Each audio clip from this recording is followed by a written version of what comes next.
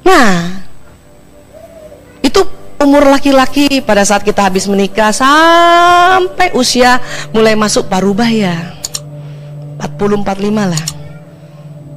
Tapi kalau sudah 50 tahun ke atas, 55 tahun ke atas, ya, secara hormonal, ya, secara hormon apa tuh, ya, bahan bakar nih yang ada di sirkuit otak laki-laki berubah. Yang tadinya banyak hormon testosteron dan vasopresin. Testosteron, vasopresin itu hormon laki-laki. Ini sering kita sebut hormon raja nih, testosteron. Vasopresin itu ksatria. Sehingga makanya pada umur-umur masih habis balik setelah mimpi basah pertama, anak laki-laki tuh jantan banget sampai usia-usia menjelang 50. Pas 50 ke atas ya, atau yang ada juga yang 55 ke atas ya, bahan bakarnya bertukar. Ya, testosteron dan vasopresin sudah mulai berkurang, tetapi ya ada yang disebut estrogen dan oksitosin. Estrogen ini adalah hormon ratu, oksitosin hormon putri. Tetapi itu tadi keluarnya di atas 55. Makanya pria mulai masuk 55 ke atas, dia ada perubahan perilaku, ya nggak Bu?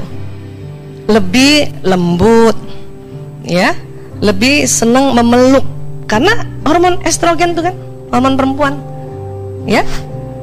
Dan senang bermain sama cucunya, senang bermain sama cucunya memang, ya. Dan memang pada saat usia-usia gini senang ngajarin cucu, ngajarin anak, bahkan ngajarin istrinya. Nah itu. Jadi ibu yang punya suami di atas 55 tahun, dikit-dikit panggil Umi, sini, Abi ajarin ya. Heeh Bu, mentang-mentang ibu udah tahu, udah aku udah tahu, nggak usah begitu. Iya Abi, aku baru tahu dari mulutmu, tapi mulut yang lain sudah tahu. Seneng ngajar. Makanya kadang istri membangkang, anak membangkang, cucu nggak membangkang.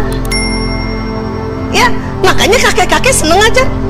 Dan banyak cucu-cucu merasa keberhasilannya adalah ajaran kakeknya. Waktu kecil, bapak ibunya sudah lagi sibuk-sibuknya kerja, kakeknya yang ngajarin. Banyak itu CEO yang sukses. Kalau kita baca sejarahnya, dia cerita, saya bisa begini, ilmu manajemen begini, kakek saya yang ajarkan. Ya karena lagi ini nih, lagi bagus-bagusnya otak untuk menerima pelajaran, kakeknya yang memang mengajarkan. Selain memang sudah banyak waktunya karena masuk usia pensiun, dan memang hormonnya pria ya terjadi perubahan bahan bakarnya, sehingga memang senang mengajar. Bukan hanya mengajar ilmu, dia mengajar juga tentang ya motorik. Makanya anak laki-laki suka dia jangan gitu. Dan pada saat umur-umur seperti inilah ya, laki-laki menjadi lebih lembut dan jadi lebih mesra. Sudah sampai umurnya suami sampai sini? Yang belum, sabarlah, waktunya akan tiba juga. Ya, waktunya tiba akan juga ya. Perempuan gimana? Nah Bu, perempuan itu 3 fase. 3 fase nih kalau udah menjelang-jelang parubaya ya. Ya, next. Namanya premenopause, 45 sampai 50. Ada yang di sini Bu? Ada yang di sini ya? Iya. Ini estrogen, progesteron dan testosteronnya nggak menentu. Hormon ratu, hormon raja sama hormon putrinya nggak menentu nih. Punten, maaf, ini harus dipaparkan supaya paham, sehingga nggak merasa aneh sendiri. Ya, usia-usia segini minat pada hubungan seks berfluktuasi. Kadang mau, kadang males. Ya nggak Bu? Iya Bu, cepet banget Bu. Betul. Tidur tidak menentu, jelas. Apalagi tadi tidur waktu istirahat berapa persen kerja otak kita? 90% nyala listriknya. Ya, lebih sering letih dan cemas. Suasana hati berubah-ubah dan mudah kesal. Nih umur-umur segini nih. Saya masuk di sini juga. Makanya harus belajar. Minat utamanya adalah umur-umur segini nih Bu, ya Allah, melalui hari demi hari aja udah syukur. Udah nih hari ini nih ya, mau tidur alhamdulillah, hari ini selamat, nggak marah. Besok lagi bismillahirrahmanirrahim, hari ini ya. Besok malamnya alhamdulillah selamat. Untuk nggak gantung diri kan gitu.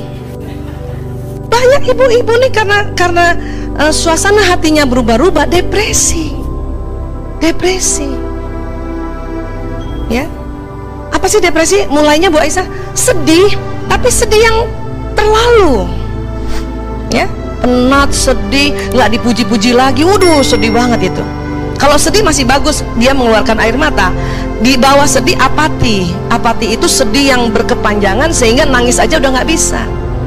Hati-hati, kalau sedang apati itu sering ada suicide, ide bunuh diri. Hati-hati, hati-hati. Makanya ini harus ya tahu. Ya. Oke, next lagi. Menopause 55 sampai 58. Ini juga estrogen progesteronnya tidak menentu. Ini lagi tajam-tajamnya nih perubahan nih. Ya, tapi minat utamanya tetap sehat, meningkatkan kesejahteraan dan menghadapi tantangan-tantangan baru. Ya. Udah mulai masuk menopause nih, udah mulai berhenti menstruasi paling ya 6 bulan sekali gitu kan. Artinya udah mulai seneng menghadapi Ramadan, ya nggak Bu? Berarti nggak ada bolong-bolong ya kan? Iya. Tetapi yang paling menyenangkan justru pasca menopause. Next. Pasca menopause menyenangkan Ibu, 59 tahun seterusnya. Ada yang sudah sampai sini? Menyenangkan nggak Bu? Menyenangkan. Ya. Estrogennya dan testosteronnya sudah rendah, ya, oksistosin juga rendah. Lebih banyak merasakan ketenangan, gairah hidup baru, bahkan punten maaf, hasrat seksual yang segar kembali. Maka para ahli mengatakan ini gairah pasca menopause. Sabar ya Bu sampai umur 60 ya. Insya Allah umur 60 kita bahagia. Ya, iya, sudah nikmati saja. Yang penting banyak ilmunya, ya, iya. Dan tetapi umur segini minat utamanya melakukan apa yang ingin dia lakukan dan tidak begitu berminat untuk mengurus orang lain lagi. Ya, Bu Vera umur segini masih berminat urusin kita. Tunggu umur 60.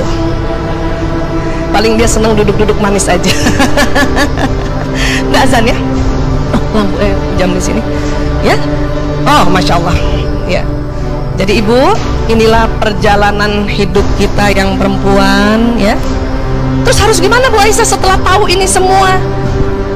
Ya, alhamdulillah karena kita sering taklim, banyak ilmunya. Terus apa yang selalu diminta-minta sama agama kita, sama Islam, ya, harus kita lakukan walaupun kita sedang haid juga, sedang nifas juga. Disuruh ngapain Bu? Ibadah apa yang kita diminta sama, ya, sama Allah? Zikir. Zikir, ya. Next. Bu, ini semua kan tadi di otak nih, perbedaan emosi itu di otak, ya. Zikir itu mengaktifkan otak. Jadi kalau semua otak dasar ini aktif karena dia fitrah, maka supaya tidak terlalu ekstrim, ya, tutup lagi dengan kerja kinerja otak nih. Apa? Zikir. Kenapa? Karena pada saat kita berzikir, ya, kalau ambil pakai Asmaul Husna, maka yang bergerak ini otak di atas telinga kita kanan kiri. Shoot, listriknya begitu. Tapi kalau Ibu sebut Allah, Allah, semua otak bergerak. Maka yang tadinya mungkin agresif, mau marah karena masalah hormon, yang tadinya sensitif banget, ya, cemburuan banget karena masalah hormon, pada saat kita berzikir, ya, dia didiamkan semuanya, diredam semuanya. Kenapa? Karena fitrah kita tersimpan di otak. Maka hantam dengan zikrullah. Istilahnya